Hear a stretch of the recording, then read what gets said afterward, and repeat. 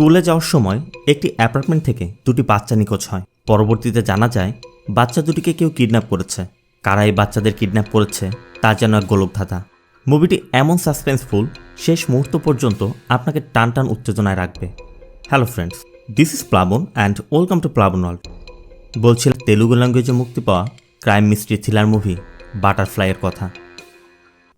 মুভির শুরুটা হয় একটি মার্ডার স্পট দিয়ে, যেখানে একটি বাচ্চার ডেড বডি পাওয়া গেছে।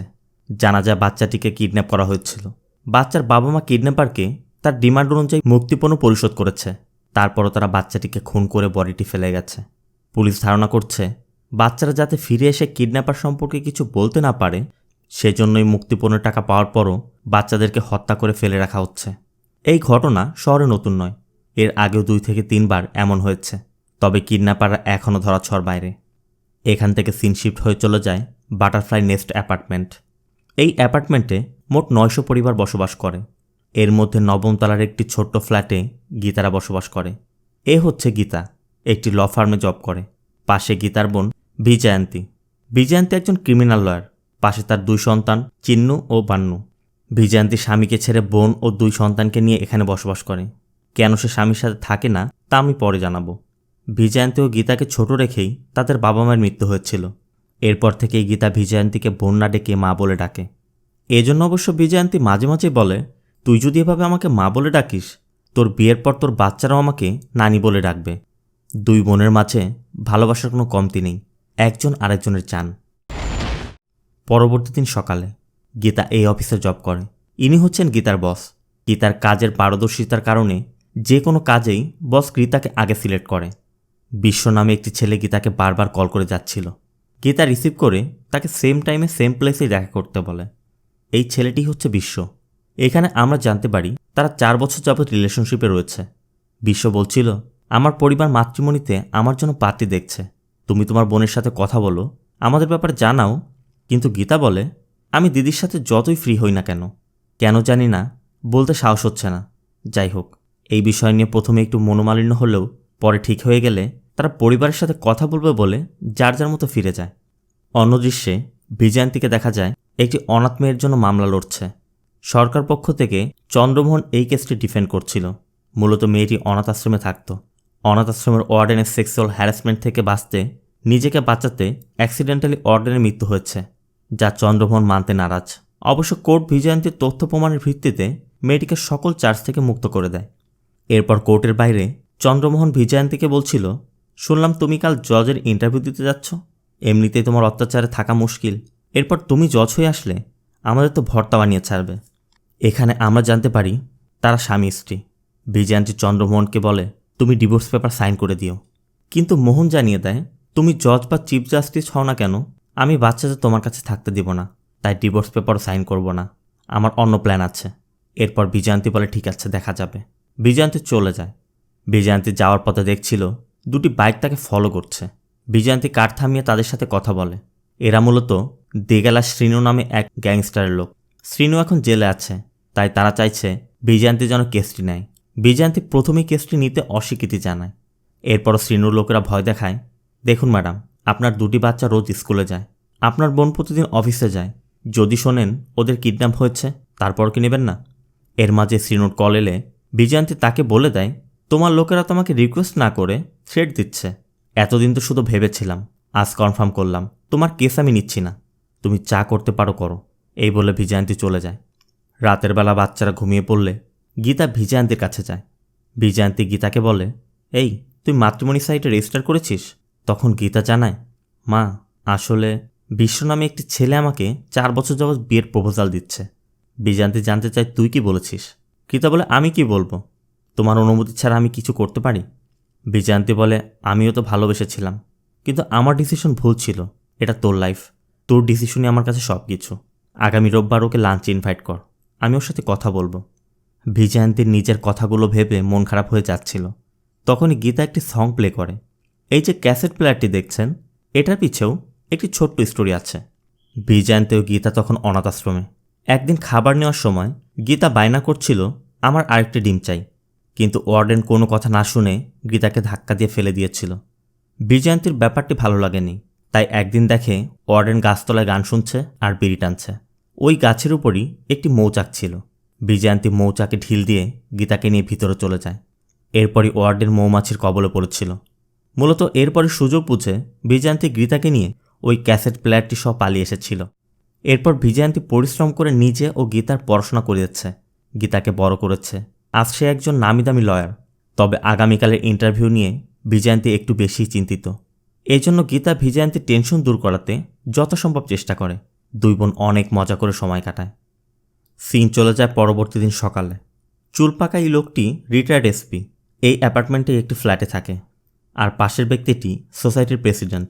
সামনে প্রেসিডেন্ট নির্বাচন, তাই এখন মানুষের কাছে ভোট চাইতে ব্যস্ত। অন্যদিকে বিজয়ান্তী দিল্লি যাওয়ার পূর্বে গীতাকে বুঝিয়ে দিচ্ছে বাচ্চাদের কোনটা করতে হবে কোনটা করতে হবে না, কখন কি দেয়া যাবে কি দেয়া যাবে না। সাথে এটাও বলে দেয় তোর ফোন করার কোনো প্রয়োজন নেই, আমি ইন্টারভিউ শেষ করলে কল করব। বিজয়ান্তী বলছিল জানি না, জীবনের প্রথমবার আমার খুব চিন্তা হচ্ছে। গীতা বিজয়ান্তীকে অনেক সাহস যোগায়। এরপর বুঝিয়ে সুজিয়ে কারে তুলে দেয়। বিজয়ান্তী চলে যাওয়ার পর নাচতে নাচতে লিফটে উঠে দেখে লিফটের মধ্যে একজন লোক দাঁড়িয়ে আছে। ওই লোকটি গীতার দিকে অন্যভাবে তাকাচ্ছিল দেখে গীতা বেশ নার্ভাস ফিল করছিল। লিফট 9ম তলায় পৌঁছালে গীতা নেমেও দেখে লোকটি গীতার পিছু করছে। এরপর গীতা ফ্ল্যাটে ঢুকে গেলে লোকটি চলে যায়। পরে অবশ্য জানা যায় সে 609 নম্বর ফ্ল্যাটে এসেছে। এদিকে গীতা ফ্ল্যাটে এসেই বাচ্চাদের স্কুলের জন্য রেডি করতে শুরু করেছে। অ্যাপার্টমেন্টের নিচে আমরা একটি ছেলেকে দেখতে পাই, বাচ্চাদের বলের হাওয়া ছেড়ে দিচ্ছে। এই ছেলেটির কোনো নাম দেয়া হয়নি, তাই আমি তাকে জন বলছি। জনের বাবা মা ইউএস থাকে। জন ড্রাগ অ্যাডিক্টেড। সে এখানে একটি ফ্ল্যাটের মালিক, তাই তার বিরুদ্ধে অনেক অভিযোগ থাকলেও তাকে বের করা যাচ্ছে না। সে আবার কারোর কথাই মানে না, বাবা মায়ের বকে যাওয়া ছেলে আর কি। উপরে ফ্ল্যাটে বাচ্চাদেরকে দেখা যায় গীতার উপর অভিমান করে আছে। তারা ভাবছে গীতা গেমে তাদেরকে চিট করেছে। এ হচ্ছে গীতাদের কাজের লোক বেবি। বেবি বাচ্চাদের সান্ত্বনা দেয়, এবার আমরা স্মার্টলি খেলে আন্টিকে হারিয়ে দিব কেমন। বেবি গীতাকে বলছিল পাশের মীনাক্ষী আন্টি ফ্ল্যাট পরিষ্কার করছে, আমার একটু হেল্প চেয়েছে, আমি 1 ঘন্টার জন্য যাব। গীতা বলে যাও, আমি তো বাচ্চাদের নিয়ে লাঞ্চে ফিরব, তুমি লাঞ্চ রেডি করে দিও। ফ্ল্যাট নম্বর 205। বাইরের একজন লোক আসার পর ভিতর থেকে লোকটি বলছিল প্ল্যান চেঞ্জ, আধা ঘন্টা পর আসো, এখানে সেফ না, তুমি বাইরে গিয়ে ওয়েট করো। বাইরের লোকটি জানতে চাচ্ছিল আমরা কত পর্যন্ত চাইতে পারবো। ভিতরের লোকটি বলে 5 লাখই যথেষ্ট, বেশি লোভ করলে পুরো প্ল্যানই নষ্ট হয়ে যাবে। এদিকে বাচ্চাদের নিয়ে গীতা স্কুলের জন্য বের হচ্ছিল। গীতা লিফটে কল দিতেই দেখে বাচ্চারা স্টেয়ার দিয়ে নেমে যাচ্ছে। বাচ্চারা বলছিল তারা স্টেয়ার দিয়েই নামবে। এদিকে লিফট এসে পড়াতে বাধ্য হয়ে গীতা লিফটে উঠে পড়ে। তখনই বিজয়ান্তী কল করে জানায় আমি দিল্লি পৌঁছে গেছি। নামার সময় পায়ে হোঁচট খেয়ে আমার খুব চিন্তা হচ্ছে। তাদের কথার মাঝেই ইলেকট্রিসিটি চলে যায়। গীতা বলছিল চিন্তা করো না, এদিকে তো আমি আছি, তুমি ইন্টারভিউ মনোযোগ দাও। এর মধ্যে ইলেকট্রিসিটি চলে আসলে গীতা ফোন রাখা মাত্রই বিজয়ান্তী এয়ারপোর্টে সেন্সলেস হয়ে পড়ে যায়। লিফটও নিচে এসে গেছে। গীতা নিচে নেমে দেখে বাচ্চারা তখনও আসেনি। সিকিউরিটির কাছে জানতে চাইলে সেও জানায় বাচ্চারা তো আসেনি। গীতা এরপরও নিচে বেশ কিছুক্ষণ অপেক্ষা করে। ড্রাইভার কৃষ্ণা এলে গীতা কৃষ্ণাকে বলে একটু উপরে গিয়ে দেখে আসুন তো বাচ্চারা কেন দেরি করছে। কৃষ্ণা একে একে 4 তলা পর্যন্ত ওঠে, কিন্তু কোথাও বাচ্চাদের দেখা নেই। কৃষ্ণা এসে গীতাকে জানালে গীতা কৃষ্ণাকে নিচে গিয়ে খুঁজতে বলে আর নিচে উপর উঠতে শুরু করে। প্রতি ফ্লোরে জানা যায় বাচ্চাদের কেউই দেখেনি। তাহলে বাচ্চারা কোথায় গেল? গীতা ফ্ল্যাটে ফিরে যায়। ঘরের কোনায় কোনায় খুঁজেও বাচ্চাদের পাওয়া যায় না। এরপর গীতা ছাদে যায়, সেখানেও অন্য বাচ্চাদের মাঝে চিহ্ন বান্য কেউই নেই। উপর থেকে অ্যাপার্টমেন্টের আশপাশে ফলো করে প্লেগ্রাউন্ডেও দেখা যায়, সেখানেও নেই। এরপর গীতা বেসমেন্টে যায়। পুরো বেসমেন্ট তল্লাশি করে, কিন্তু কোথাও বাচ্চাদের দেখা নেই। অ্যাপার্টমেন্টের বাইরে ওই লোকটিকে দেখা যায় 205-এ কল করে লোকটির সাথে কথা বলছে। সে বলছিল আমি কি আসবো? ভিতর থেকে লোকটি বলছিল তুই এলে লোকেরা সন্দেহ করবে, আমি একটি ভ্যানে করে বাইরে পাঠিয়ে দিচ্ছি, তুই অপেক্ষা কর। গীতাকে দেখা যায় খুঁজতে খুঁজতে অ্যাপার্টমেন্টের বাইরেও চলে এসেছে। এখানে আমরা শ্রীনুর ওই লোকদেরকেও দেখতে পাই যারা বিজয়ান্তীকে কেস নেওয়ার জন্য থ্রেট দিতে এসেছিল। একজন বলছিল ভাইকে না জানিয়ে কাজটা করা ঠিক হবে। অন্যজন বলছিল কাজটা যদি ঠিকমতো আমরা করতে পারি তাহলে ভাই জানলে আমাদের প্রতি খুশি হবে। সন্দেহ অনেকের প্রতি যাচ্ছে, কিন্তু কে করেছে এটা বলা মুশকিল। বাচ্চাদের না পেয়ে গীতা সিকিউরিটির কাছে যায়। ইন্টারকমে পরিচিত সব ফ্ল্যাটে কল করে বাচ্চাদের কথা জানতে চায় যে তারাও কোনো কিছু জানে কিনা, কিন্তু প্রতি ফ্ল্যাট থেকে উত্তর আসে তারা বাচ্চাদের দেখেনি। এর মধ্যে বেবি নেমে আসলে গীতা বেবিকেও জানায় যে বাচ্চাদেরকে পাওয়া যাচ্ছে না। গীতার চোখ পড়ে তখন অ্যাপার্টমেন্টের সিসি ক্যামেরার দিকে, তাই বেবিকে নিয়ে গীতা অপারেটর রুমে যায় এবং তাদের কাছে সিসিটিভি ফুটেজ দেখতে চায়। কিন্তু অপারেটর জগদীশ বলে প্রেসিডেন্টের পারমিশন ছাড়া ফুটেজ দেখানো যাবে না। গীতা তখন প্রেসিডেন্টকে বিষয়টি জানালে প্রেসিডেন্ট গীতাদের নিয়ে সার্ভেলেন্স রুমে আসে। জগদীশ তখন প্রেসিডেন্টকে জানায় গত রাতে ইঁদুরে ক্যাবল কেটে দিয়েছে, সেজন্য আজকে কোনো ফুটেজ রেকর্ডই হয়নি। এদিকে বিজয়ন্তীকে কল করেও পাওয়া যাচ্ছিল না। এর মধ্যেই বিশ্ব এসে পড়লে গীতা বিশ্বকে সব কিছু জানায়। বিশ্ব বলছিল চলো আমরা পুলিশকে জানাই, কিন্তু প্রেসিডেন্ট বলে এই অ্যাপার্টমেন্টে পুলিশ আনা যাবে না, তুমি বাচ্চাদের সিঁড়ি দিয়ে নামিয়ে নিজে লিফটে নেমেছ, সব তোমারই গাফিলতি। তারপরও গীতা বিশ্বকে নিয়ে স্থানীয় থানায় যায়। বেবি তখন আশেপাশে সবার কাছে গিয়ে খোঁজ নিচ্ছিল কেউ বাচ্চাদের কোথাও দেখেছে কিনা।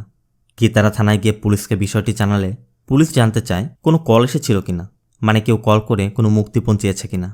গীতা জানায় ঘটনাটি ঘন্টা 2 আগেই ঘটেছে, এখনও কোনো কল আসেনি। গীতা কমপ্লেন করতে চাইলেও পুলিশ বলে দেখুন ম্যাডাম, যেহেতু আপনার কাছে কোনো কল আসেনি, আবার নিখোঁজ হয়েছে 24 ঘন্টাও পার হয়নি, 24 ঘন্টা অপেক্ষা করুন, যদি না পাওয়া যায় এরপর আমরা খুঁজে দেখব। গীতা যতই পুলিশকে বোঝাতে চেষ্টা করে পুলিশ কিছুতেই কমপ্লেন নিতে চাচ্ছিল না দেখে গীতারা ফিরে আসে। গীতা বিশ্বকে বলছিল রাতে দিদি ফিরে আসবে, দিদি যদি এসে বাচ্চাদেরকে না পায় আমি মুখ দেখাতে পারবো না, তাই এর মাঝেই কিছু একটা করতে হবে। বিশ্ব তখন তার পরিচিত এক পুলিশকে কল করে যার নাম কার্তিক, এবং কার্তিককে ওই অ্যাপার্টমেন্টে যেতে বলে। কার্তিক আসতে আসতে গীতারা যতদূর সম্ভব বাকি ফ্ল্যাটগুলো খোঁজ করছিল। এর মধ্যে 505 নম্বর ফ্ল্যাটটি তালাবদ্ধ দেখে বেবি বলে এটি বছরখানেক যাবৎ তালা দেয়া, ওয়াচম্যানের কাছে চাবি আছে, আমি এনে দেব। গীতারা তখন অন্যদিকে চলে যায়। এর মধ্যেই কার্তিক এসে পড়ে। কার্তিক একজন কনস্টেবল।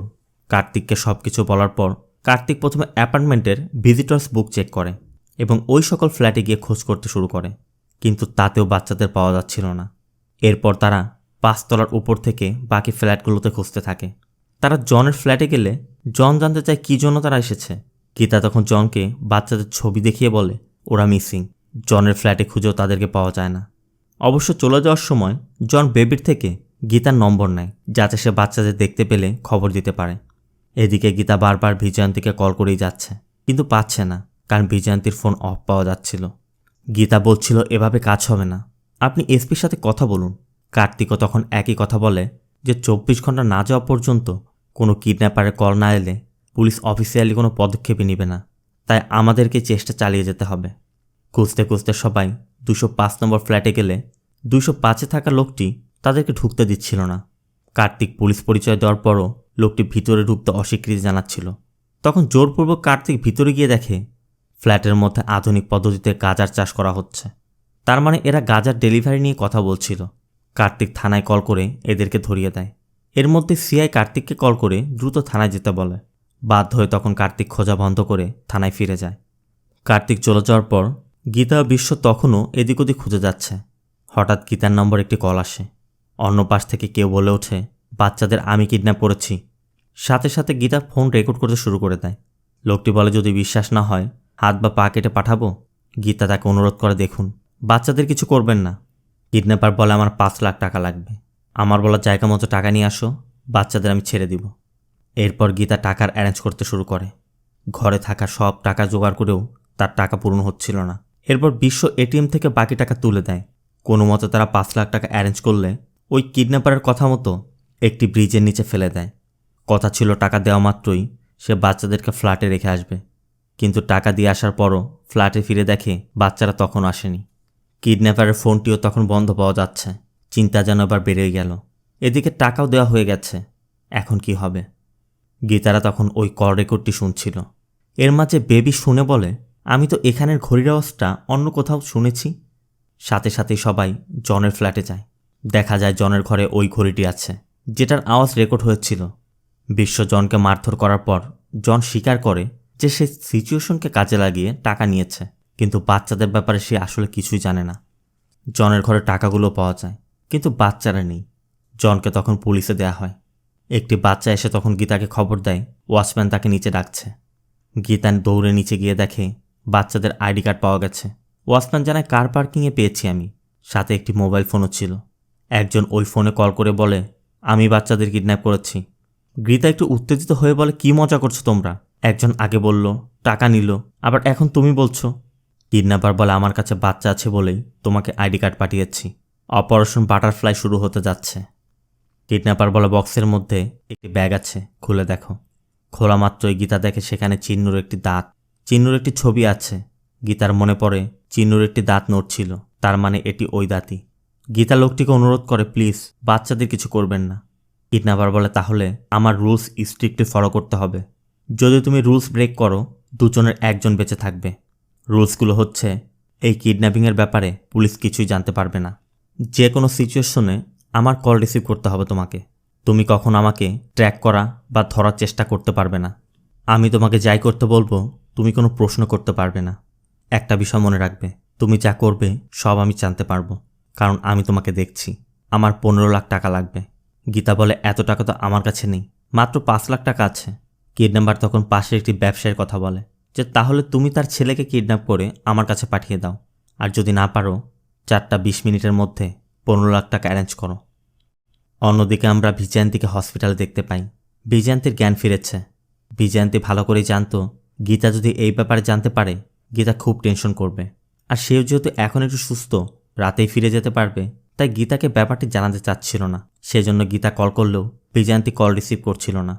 এদিকে বিজয়ন্তীকে ফোন করে না পেয়ে টাকার জোগাড় করতে গীতা চন্দ্রমোহনের বাড়িতে যায়। গীতা মোহনকে বলে, আমার আর্জেন্ট 10 লাখ টাকার দরকার। মোহন বলে, তোমার বোন তো কত কেস দিচ্ছে, তুমি তো তার জান, বোনের কাছে না গিয়ে আমার কাছে কেন এসেছো? গীতা বলে, দেখুন দিদিকে ফোনে পাচ্ছি না, সিচুয়েশন এমন যে আমি আপনাকে কিছু বলতেও পারছি না, আমার আর্জেন্ট টাকা দরকার। এখানে আমরা জানতে পারি মোহনের চরিত্র মোটেও ভালো ছিল না। সুযোগ পেলেই মোহন গীতাকে টাচ করার চেষ্টা করত, যা কয়েকদিন বিজয়ন্তীর সামনে পড়ে যায়। এরপর মোহন থেমে থাকেনি, বিভিন্নভাবে গীতার কাছে যাওয়ার চেষ্টা করেছে। অবশ্য গীতা কখনই বুঝতে পারেনি।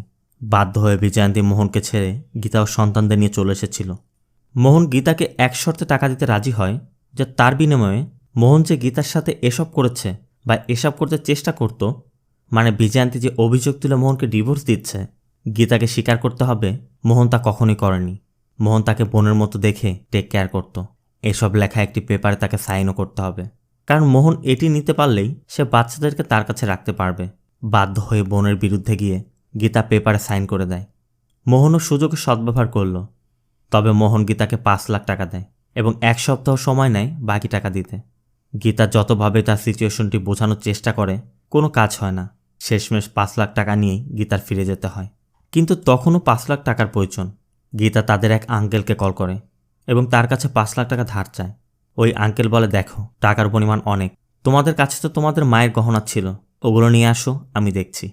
এখানে আমাদের দেখানো হয় গীতাদের বাবা মা মারা যাওয়ার পর তাদের ওই আঙ্কেল বলেছিল সে গীতাদের দেখাশোনা করবে, কিন্তু তার বিনিময়ে গীতাদের মায়ের গহনাগুলো বিক্রি করে তাকে টাকা দিতে হবে। বিজয়ন্তী তখন ওই গহনাগুলোকে নিয়ে নেয় এবং বলে, আমি আমার মায়ের গহনাগুলোকে স্মৃতি হিসাবে রেখে দিব, আমার কারো দয়া চাই না। এরপর গহনাগুলোকে নিয়ে ছোট বোনকে কোলে নিয়ে বিজয়ন্তী চলে এসেছিল। এখন পর্যন্ত গহনাগুলোকে বিজয়ন্তী মায়ের শেষ স্মৃতি হিসেবে ধরে রেখেছিল।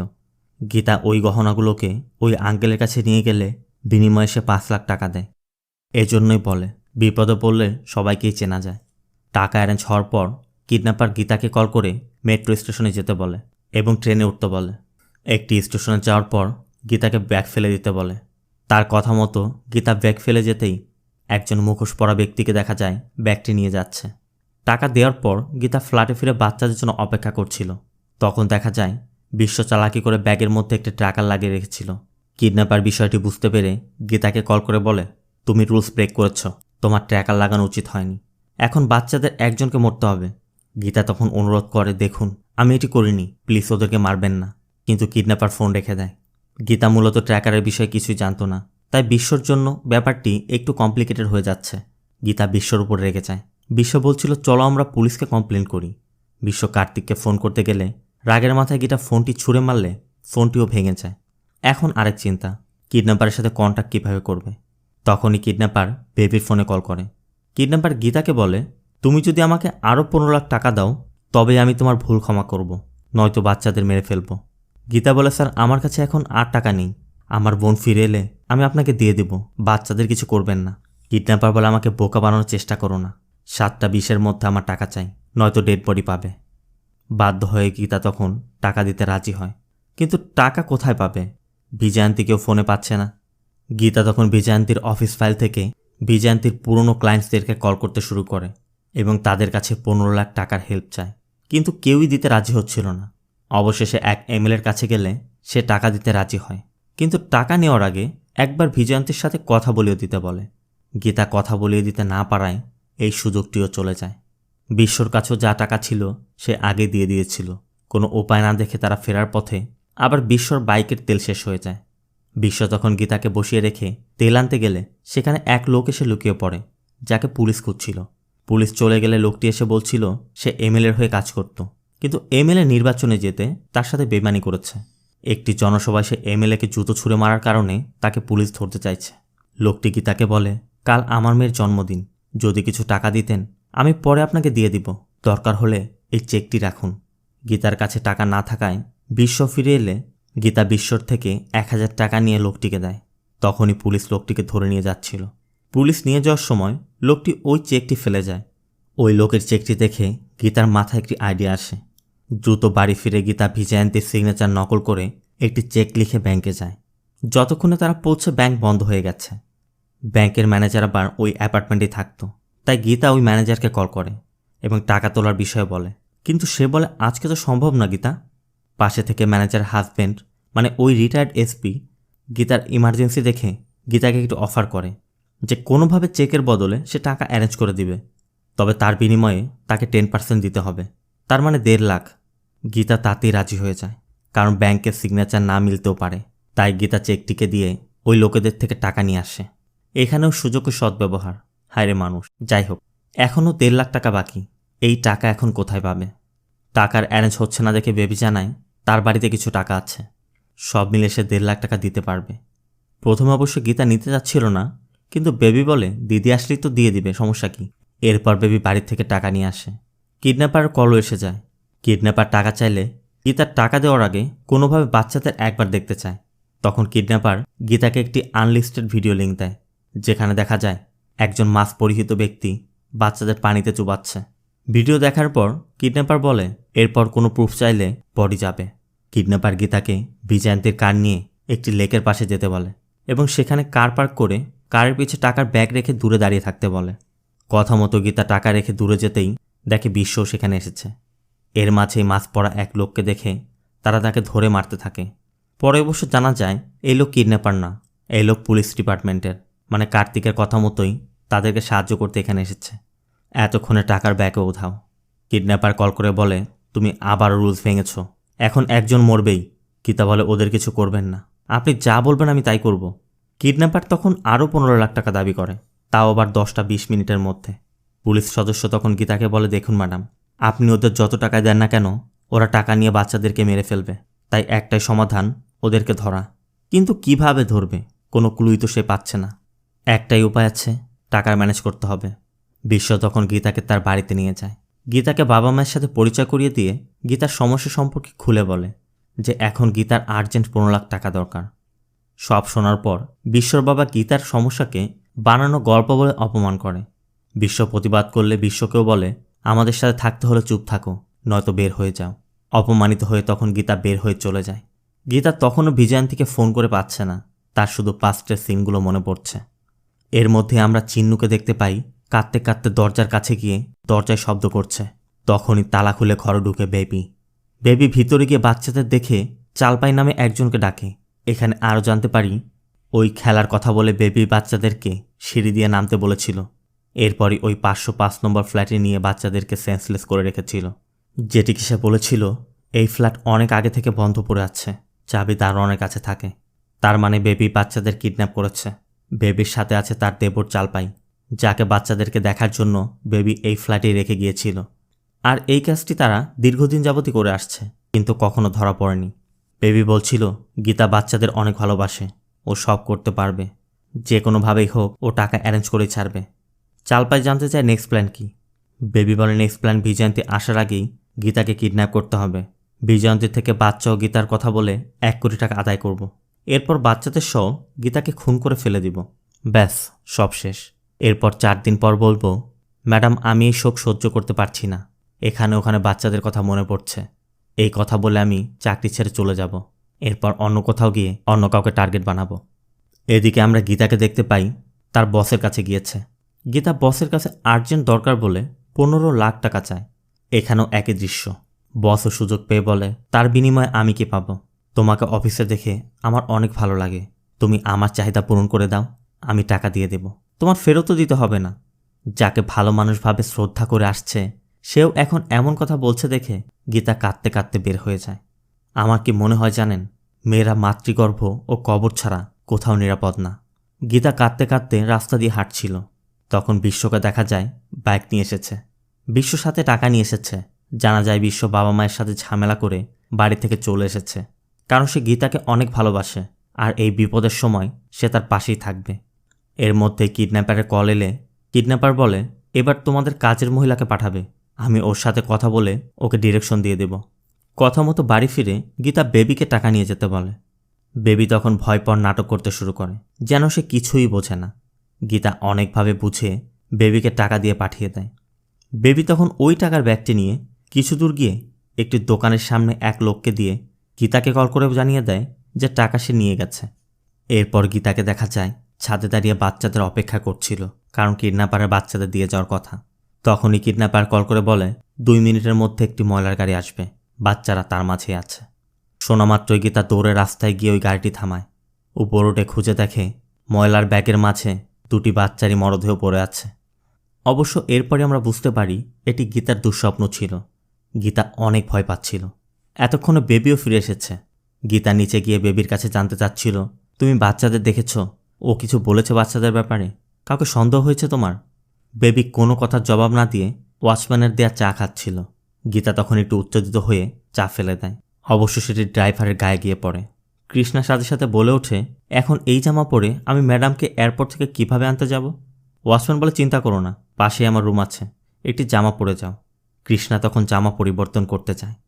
কৃষ্ণা যখন জামা পরিবর্তন করছিল, গীতা কৃষ্ণার হাতে একটি ট্যাটু দেখে চিনতে পারে যে এই ট্যাটু সে কোথাও দেখেছে। গীতা বিষয়টি বিশ্বকে জানায়। মূলত এই ট্যাটুটি তারা ভিডিওতে ওই লোকটির হাতেও দেখেছিল। তার মানে কিডন্যাপারের সাথে কৃষ্ণার কোনো লিঙ্ক থাকতে পারে। গীতা ফেক কলের নাটক করে যে থানার পাশে 2টি বাচ্চার বডি পাওয়া গেছে, তাই তাদেরকে আইডেন্টিফাই করতে যেতে বলছে। বিশ্ব ও গীতা তখন কৃষ্ণাকে নিয়ে থানায় যায়। কৃষ্ণা থানায় ঢোকা মাত্রই লকআপ থেকে ওই লোকটি কৃষ্ণাকে দেখে চিনতে পারে এবং ডেভিড বলে ডেকে ওঠে। তার মানে দাঁড়ায় এই লোকের নাম ডেভিড। অবশ্য কৃষ্ণা স্বীকার করছিল না দেখে কার্তিক বেশি কিছুক্ষণ উত্তম মাধ্যম দিলে কৃষ্ণা মানে ডেভিড বলে, আমি কিছু জানি না। ওরা 2 মাস আগে আমার মেয়েকে কিডন্যাপ করেছিল। আমাকে বলেছিল একটি জায়গায় টাকা ফেলে আসতে। এরপর আমাকে দিয়ে এই সব নাটক করাচ্ছে। আমি আমার মেয়েকে বাঁচাতে এইসব করেছি। অবশ্য কার্তিক ডেভিডের কথা বিশ্বাস করছিল না, তাই ডেভিডের বাড়ির ঠিকানা নিয়ে তাকে থানায় রেখে দেয় আর গীতাদেরকে বলে বাড়িতে চলে যেতে। গীতারা যখন বাড়ি ফিরছিল, হঠাৎ একটি চায়ের দোকানে এক লোকের কাছে ওই টাকার ব্যাগটি দেখে তারা চিনতে পারে। বিশ্ব নিচে নেমে দেখে এই সেই সিসিটিভি অপারেটর জগদীশ। বিশ্ব ব্যাগের কথা বলা মাত্রই জগদীশ দৌড়ে পালাতে শুরু করে। বিশ্ব তখন তার পিছু করতে করতে একটি বস্তির মধ্যে গিয়ে জগদীশকে ধরে ফেলে। এই সেই বস্তি যার কথা ডেভিড বলেছিল। গীতা ওই বস্তিতে গিয়ে কৃষ্ণার কথা বলতেই কেউই তাকে চিনতে পারছিল না, কিন্তু ডেভিডের কথা বলার পর তারা ডেভিডের বাড়িটি দেখিয়ে দেয়।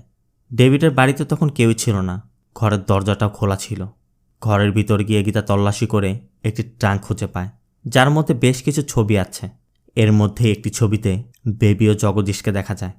ঠিক তখনই পিছের থেকে গীতার মাথায় কেউ আঘাত করে ফেলে দেয়। এরপর আমরা বেবিকে দেখতে পাই। এইখানে আমরা জানতে পারি ডেভিড বেবিরই বাবা আর জগদীশ বেবির স্বামী। তারা সবাই মিলে প্ল্যান করেই কাজটি করেছে। বেবি বলছিল, আমরা তো তোকেও তুলে আনতে চাচ্ছিলাম, ভালোই হলো তুই নিজেই চলে এসেছিস। এখন তোর বোনের থেকে টাকা নিয়ে তোদের খুন করব। গীতা তখন বেবির পা ধরে অনুরোধ করে, বলে আমাকে মেরে ফেলো, তাও তোমরা বাচ্চাদেরকে ছেড়ে দাও। এর মাঝে গীতার ফোনে বিশ্ব কল করলে বেবি বলে তোর বয়ফ্রেন্ড কল করেছে, নে শেষবারের মতো কথা বলে নে। বিশ্ব তখন গীতাকে জানায় ডেভিড বেবির বাবা আর জগদীশ বেবির স্বামী। পুলিশ তাদের ধরেছে। আর একটি কথা, বাচ্চারা আমার কাছে সেফ আছে। শোনা মাত্রই গীতা বেবিকে মারতে শুরু করে, কারণ এখন তো কোনো দুর্বলতা নেই। গীতা বেবিকে মারতে মারতে রক্তাক্ত করে ফেলে। এরপরে আমরা ওই ওয়াচম্যানকে দেখতে পাই। এখানে আরও জানা যায় এই ওয়াচম্যান বেবিরই ভাই, তার মানে পুরো পরিবারই জড়িত। ওয়াচম্যান গীতাকেও মারার জন্য অনেক চেষ্টা করলেও ব্যর্থ হয়। এর মধ্যে পুলিশ এসে তাদেরকে ধরে নিয়ে যায়। এর কয়েকদিন পর গীতারা সবাই টিভি দেখছে। বিজয়ন্তী ফিরে এসেও সব জানতে পেরেছে। খবরে দেখা যায় বেবিদের পরিবারের 5 জন সদস্যই জেলে মারা গেছে। তখনই বিজয়ন্তীর কাছে সেই শ্রীনুর কল আসে। আমরা জানতে পারি বিজয়ন্তী শ্রীনুকে দিয়ে বেবিদের খুন করিয়েছে, আর এর বিনিময়ে সে এখন শ্রীনুর কেসটি লড়বে। মুভিটি এখানেই শেষ হয়। মুভিতে কিডন্যাপিংয়ের আড়ালে আরও বড় একটি বিষয় ফোকাস করা হয়েছে, যাতে বোঝানো হয়েছে বিপদে পড়লে কাছের মানুষদের আসল চেহারা চেনা যায়। পরিস্থিতির সুযোগ নিয়ে সবাই নিজ নিজ স্বার্থ হাসিল করার চেষ্টা করে। মুভিটি আপনাদের কেমন লাগলো কমেন্ট করে জানাবেন। আর ভিডিওটি ভালো লাগলে ভিডিওতে লাইক দিয়ে চ্যানেলটি সাবস্ক্রাইব করতে একদম ভুল করবেন না। এতক্ষণ আমাদের সাথে থাকার জন্য ধন্যবাদ সকলকে।